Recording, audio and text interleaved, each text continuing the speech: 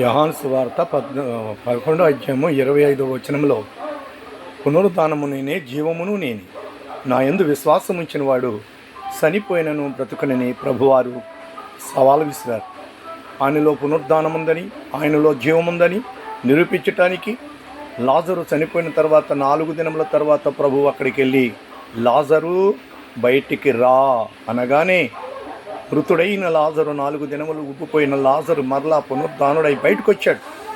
ప్రభువారు చెప్పిన మాట నెలవేర్చాడు. బ్రతుకుండగానే ఆయన నెలవేర్చాడు, భూమి మీదే నెలవేర్చాడు. విధవరాలు కుమారుడు చనిపోయి తీసుకుని వెళ్ళిపోతుంటే, చిన్నవాడా లే అనగానే ఆ పాడి మేంచి ఆ పిల్లవాడు లేచి కూర్చున్నాడు.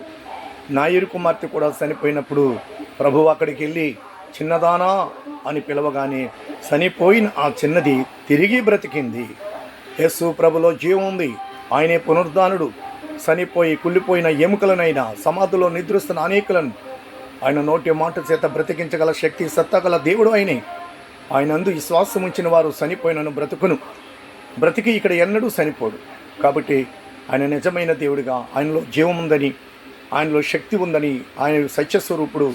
ఆయన నోటి మాట మాట్లాడగానే ఎండిపోయి కుళ్ళిపోయిన ప్రతి మానవ యొక్క ఎముకలు మరలా పునరుద్ధానం, మరలా శక్తి పొందుకుని యథావిధిగా మనిషిగా బయటకు వస్తాడు. ఆమేన్.